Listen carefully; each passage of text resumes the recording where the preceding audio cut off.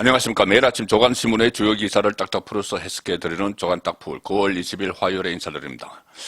자, 오늘 신문의 일면 톱 기사는 대부분 엘리자베스 영국 여왕의 장례식 국장 소식입니다. 톱으로 많은 신문이 게재를 했고 또 4개면 한 5개면 정도를 할애를 했습니다. 사실 뭐 이렇게까지 온 국민의 관심사일까? 이렇게 톱은 물론이고 스케치 기사를 4개, 5개 면에 이렇게 게재하는 데 대해서는 한번 생각을 해볼 필요가 있을 것 같습니다. 자, 동아일보 보시면은 밤새 줄 서며 우린 킨과 함께 더 단단해졌다. 뭐 이런 기사들. 한국일보도 일면 톱 기사고, 뭐 세계일보 96차례 조종 여왕과 마지막 작별. 뭐 이런 기사들을 실었는데, 자, 어쨌든 의미는 뭐 있다고 판단을 했기 때문에 각 언론사에서 이렇게 그 기사를 크게 여러 면을 할애를 해서 실었겠죠. 물론 그렇지 않은 언론사도 일부 있습니다. 어제 국내에서는 이 정기국회 윤석열 정부 들어서 첫 정기국회죠. 대정부 질문 정치 분야가 있었는데 여기서도 정책 질문은 뭐 지금은 그런 거 기대도 거의 하지 않죠. 국회에서 뭐 정책을 논의하고 이런 것은 기대도 안 합니다. 그냥 정쟁만 하는데, 정치 싸움만 하는데, 민주당은 특히 이재명 대표 지키기, 그리고 문재인 정권 시절에 있었던 여러 가지 의혹들에 대해서 물타기, 여기에 주력하는 그런 모습을 보였습니다. 앞으로도 계속 그럴 겁니다. 국회에서 당분간. 윤석열 정부 끝날 때까지 이런 모습을 보일 가능성도 있습니다. 이 한국일보 오면 보시면은 국회 대정부 질문 첫날에 민주당은 김건희 특검 타령을 또 계속합니다. 자, 국민의힘은 이재명 수사를 더 강하게 해야 된다. 그래서 여야가 급소를 겨누며 공방을 벌였다. 자, 이재명은 급소인데 김건희 그 여사와 관련한 일들이 과연 급소인가? 지금 민주당이 급소인 것처럼 여론을 호도하는 것 아닌가? 그런 생각은 듭니다. 과연 김건희가 급소일까? 윤석열 정권의 급소일까? 이재명은 뭐 지금 야당의 급소죠. 자, 국민의힘은 어제 정치 분야 대정부 질문에서 이재명 대표의 성남FC 의혹에 대해서 경찰이 지난해 불송치 결정을 뒤집고 제3자 뇌물 혐의로 검찰에 기소 의견을 낸 것과 관련해서 국민의힘은 행안부를 상대로 당초 불송치 결정을 했던 경찰관들을 직무유기로 응분의 조치를 해야 한다. 이렇게 요구를 했습니다. 이건 왜 그러냐면은 이 민주당 쪽에서 불송치 결정을 내려놓고 왜 윤석열 정부에서 다시 기소 의견으로 검찰을 송치하느냐 이렇게 했기 때문에 그렇다면 오히려 그때 문재인 정권 때 수사가 부실 수사가 아니냐 그 이야기죠. 얼마 전에 경찰청장도 그 수사를 새로 하니 새로운 증거들이 나타났다. 그래서 기소 의견으로 송치를 했다는 이야기를 했죠. 자, 그리고 공직선거법, 이재명이 공직선거법상 허위사실 유포 혐의로 기소된 것에 대해서도 국민의힘은 정치 탄압이라고 반발을 하는데 법은 만인 앞에 평등해야 한다. 이렇게 한동훈 장관에게 의견을 묻기도 했습니다. 자, 이렇게 이재명에 대한 공격이 쏟아지니 민주당이 방어를 한다고 들고 나온 사람이 바로 김건희 여사입니다. 이 서영교 의원 같은 경우는 김건희 여사에 대해서 도이치모터스 주가 조작 연루 의혹, 고가의 보석 신고 누락 의혹, 영빈관 신축 예산 편성에 대한 입김, 김건희 여사 입김 의혹 등을 쭉 열거를 하면서 공세를 펼쳤습니다. 또 민주당의 검사장 출신, 검찰 출신 김혜재 의원이라고 있는데 김혜재 의원이 이 한동훈 법무부 장관에게 김건희 여사 의혹에 대해서 수사를 하는데 수사 지휘권을 발동을 하라 이렇게 요구를 했습니다. 검사장 출신 민주당 의원이 한동훈 장관에게 김건희 여사 수사에 대해서 법무부 장관이 수사 지휘권을 발동을 하라. 검찰총장에게 그렇게 이야기하니 한동훈 장관이 받아친 말은 이겁니다. 추미애 전 장관이 수사 지휘권을 발동해서 이성윤 등 문재인 정부에서 친정권 검사로 알려진 사람이 중앙지검 특수부를 통해서 2년 동안 수사를 한 사안이다. 김건희 사안에 대해서는 2년 동안 수사를 했는데 아무것도 없었는데 지금 나보고 수사지휘권을 발동하라는 말이냐 그러면서 덧붙인 말은 이겁니다.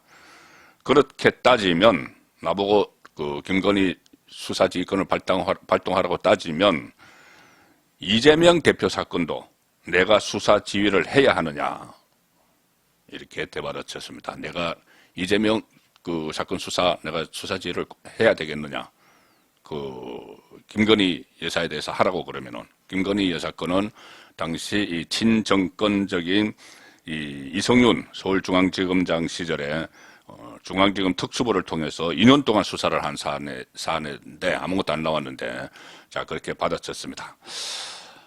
그리고 그러니까는 이재명 민주당 대표에 대한 이 여러 가지 비리 의혹들을 물타기 하기 위해서 김건희 특검을 갖다 끼워놓은 거죠.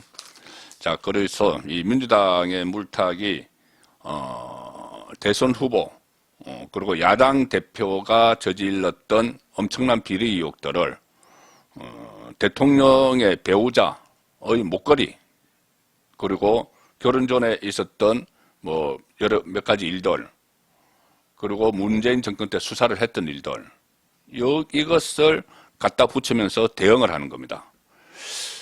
좀 궁색하다는 느낌이 들죠. 이재명 대 김건희 이렇게 같이 동렬해 놓고 이 물타기를 하니까 궁색하다는 느낌이 드는데 궁색한 대응은 또 하나 있었습니다. 어제 대정부 질문에서 국고 세금 국민의 혈세 12조 원이 들어갔는데 그중에 상당 액수를 탕진한 의혹이 있는데 자, 그 의혹을 878억 원으로 물타기를 시도를 했습니다. 12조 원짜리를 878억 원으로 물타기. 그리고 두 돈의 용처도 완전히 다르죠. 뭐냐 하면은 태양광과 영빈관 이야기입니다. 태양광, 영빈관. 자, 동아일보 오면을 보시면은 야당은 예산안에 영빈관을 숨겨놨다. 여당은 문재인 정부 태양광 사업을 지원 사업을 하면서 혈세 잔치를 벌였다. 최근에 몇 개 지자체 샘플 조사만 해도 엄청난 이 혈세가 줄줄 새고 있다는 그 조사가 나왔었죠. 자, 그래서 이게 전체 12조짜리인데, 이것을 878억 원짜리로 또 물타기를 하는, 자, 그런 공방이 어제 있었습니다. 국민의힘은 이 문재인 정부가 태양광 같은 신재생 에너지를 보급해야 한다는 명목으로 5년 동안 12조 원을 투자를 했던 대규모 사업인데 실상은 혈세를 빼먹은 그들만의 잔치다. 이렇게 지적을 했습니다. 태양광 사업에 대해 추가 조사나 전수조사를 해야 된다. 이렇게 이야기하니 한덕수 국무총리가 우선 이번 그 비리 점검 결과가 나왔었죠. 거기에 적발된 불법 행위에 대해 사안에 따라 수사기관의 수사를 의뢰하고 조사 대상 기반을 전국적으로 확대할 계획이다. 그래서 앞으로 태양광 이 사업에 대해서 전반적인 이 조사를 실시할 것임을 예고를 했습니다. 자, 이러면은 지금 문재인 정권 주변에 여러 사람이 걸릴 수가 있습니다. 여기에 대해서는 소문이 파다합니다. 전직 대통령 비서실장급 인사가 연루됐다는 등 여러 가지 소문들이 있는데 거기에 대한 수사를 하면은 또 새로운 게이트가 불거지겠죠. 문재인 정권의 권력형 비리 게이트가 될 수도 있습니다. 그렇게 되니 이 민주당에서 또 여기에 대해서 물타기를 하는데 영빈관 이야기합니다. 영빈관을 만든다고 878억 원의 예산을 숨겨 넣어뒀다. 그리고 김건희 여사가 영빈관 신축 지시를 했다는 의혹을 제기를 하기도 했습니다. 그러니까는 이게 서로 겁이 안 맞는 격이 완전히 다른 그것을 가지고 좀 궁색하게 물타기를 하는 상황인데 어제 국방위 회의에서 또 좀 이채로운 발언이 하나 나왔습니다. 뭐냐면은 국방위에 지금 문재인 전 대통령을 국정감사 정인으로 채택을 해야 된다. 이런 주장이 국민의힘에서 나왔습니다. 국회에 불러서 문재인 전 대통령을 국회에 불러서 서해 공무원 피격 사건, 탈북 어민 강제 북송 사건, 기무사 계엄 문건 사건 등을 물어야 한다. 이렇게 이야기를 했습니다. 한기호 의원, 국민의힘 한기호 의원이 이 국방위 정인으로 문재인 전 대통령을 채택하자 이렇게 제안을 했습니다. 군 통수권자가 대통령이었기에 그 당시 일에 대해서 국방위에서 부르는 것이다. 이렇게 이야기를 했고, 국민의힘 신원식 의원도 그 중장 출신이죠. 신원식 의원도 문재인 전 대통령을 비롯한 전임 안보실장 등은, 문재인 정권의 안보실장 등은 문 대통령은 물론이고, 지금 명백하게 해수부 공무원 피격 사건, 탈북 어민 북송, 기무사 문건 등으로 국민적 관심을 받고 있고 여러 의문이 제기됐다. 우리가 한 발 앞서서 입장을 듣는 게 국민적 이익 해소에 좋다. 이렇게 이야기를 했습니다. 그리고 민주당도 2017년 9월에 이명박 전 대통령과 이동관 전 청와대 홍보수석에 대한 국감을 제기를 했었다. 특정 직위에 성역은 없다. 이렇게 이야기를 했고, 신원식 의원은 조선일보와 통화해서 안보 문란의 몸통으로 강력하게 의심되는 문 전 대통령을 정인으로 소환 못할 이유가 없다. 자, 이렇게 이야기를 했습니다. 여기에 대해서 또 민주당은 물타기를 했습니다. 국민적으로 가장 궁금해하는 것이 대통령실 이전에 대한 여러 문제다. 자, 이걸로 또 반발을 하면서 물타기를 했는데, 전직 대통령을 국감의 정인으로 세우자 좀 과한 그 요구라고 보시는 분들도 계실 겁니다. 그렇지만 일단 이 문재인 정권 5년에 대해서 조사든 수사든 지금 꼭 필요하다는 그 여론이 많은데 좀 이루어지지를 않고 있죠. 잘 진척이 안 됩니다. 지금 여전히 사회 각 분야에서는 이 문재인 정권에서 주축이었던 세력들이 진보좌파 진영이 지금 장악을 하고 있어서 제대로 일이 잘 안 되고 있죠. 자, 그렇기 때문에 이 국감 정인 얘기까지 지금 나오고 있는 겁니다. 과거의 그 여당과는 그 정권 교체 직후의 여당과는 상당히 지금 다른 모습입니다. 그 제대로 역할을 못하고 있는 그런 상황이기 때문에 문재인 정권 5년에 대한 이 어떤 조사 이런 것도 이루어지지 않고 있는 측면이 있죠. 그래서 국감 정인 이야기까지도 그냥 나오는 그 상황이죠. 이런 것을 전임 정권 비리 파헤치기 이런 것을 앞장서서 추진해야 될 이 여당이 뭐 국정조사를 뭐 추진을 하든 뭐 수는 작지만은 어쨌든 여러 가지 시도를 해야 되는데 그 여당이 지금 이준석 소동 때문에 거의 뭐 난동 수준이죠. 이준석 때문에 여전히 우왕좌왕하고 있습니다. 어제도 소개드렸지만은 원내대표 경선 이것도 상당히 의미심장한 그런 결과가 나왔죠. 동아일보 사면 보시면은 주호영 61표, 이용호 42표. 그래서 주호영 추대론에 반발하고 또 거기다가 어제 이렇게 된 것이 이준석이 이름 붙인 윤핵관 이런 이 표현을 지금 언론에서 그냥 그대로 씁니다. 윤핵관 하는데 어쨌든 정치권의 친윤 그룹이 분화된 것도 이런 결과가 나온 원인이다. 자, 처음에 합의 추대론 뭐 이런 이야기까지 나왔는데 이용호 후보가 42표나 가져갔죠. 그것을 내용을 분석을 해보면은 이 권성동과 장제원이 서로 갈라섰다. 그 결과라는 분석입니다. 주호영 추대론이 일찍부터 거론이 됐지만 이게 이 61표에 거쳤는데 특히 추대론이 나올 때 권성동 전 원내대표와 윤한홍 의원 등 여기서 또 윤핵관이라는 표현을 씁니다. 윤핵관을 중심으로 추대론에 힘을 싣는 모습이었는데 뚜껑을 열어보니 결론은 달랐다. 추대론에 반발하며 전격 출마를 선언한 이용호 의원이 42표를 득표를 하면서 사실상 추대형 경선에 가까울 것이다 이렇게 예상을 했는데 그것이 깨졌습니다. 자, 한 국민의힘 의원은 이렇게 분석합니다. 이번 선거 과정에서 수면 위로 드러나지는 않았지만 권성동과 장제원 사이가 벌어지면서 윤핵관이 분화한 상황이 선거 결과에 반영됐을 것이다. 권성동이 주장했던 그 주호영 추대론에 장제원 의원이 침묵하면서 실제 윤석열 대통령 의중이 뭔지 헷갈려하는 의원들이 많았다.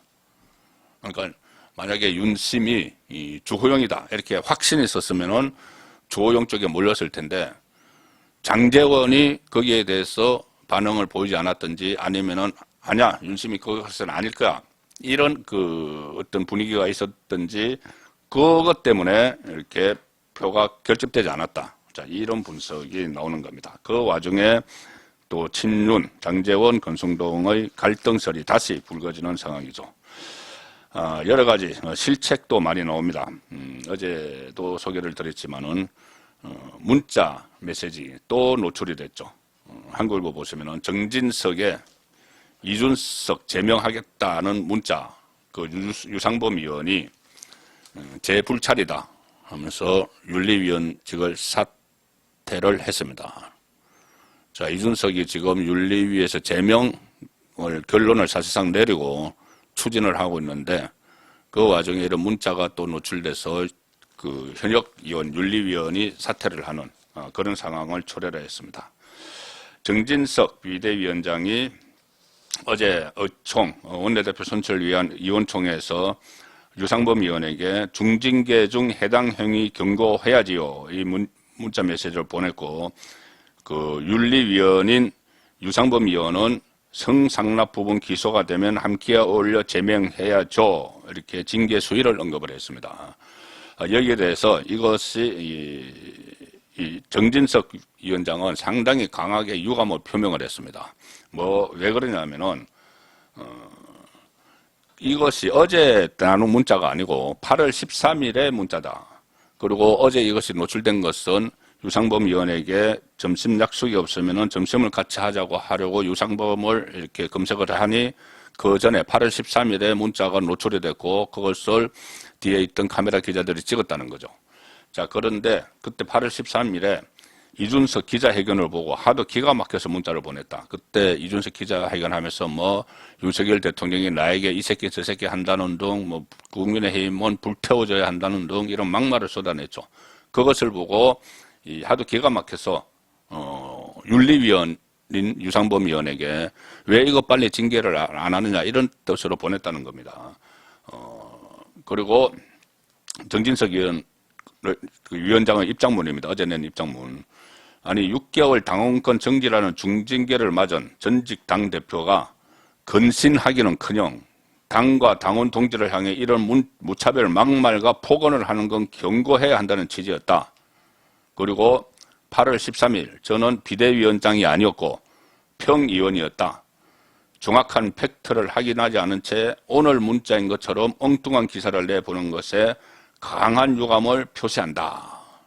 자, 그래서 어제 일부 언론이 마치 어제 서로 주고받은 것처럼 그러니까 비대위원장과 윤리위원이 비대위원장이 윤리위원에게 마치 지시를 하는 것처럼 그렇게 보도한 것은 유감이라는 이야기입니다. 8월 13일 날 그런 문자를 보낸 것은 그날 이준석이 거의 패론적인 발언들을 쏟아냈기 때문에 저 정도면은 그 징계를 해야 되는 것 아니냐. 자, 그런 의견을 보낸 것이라는 해명이죠. 자, 9월 20일 보내드린 조간 딱풀이었습니다.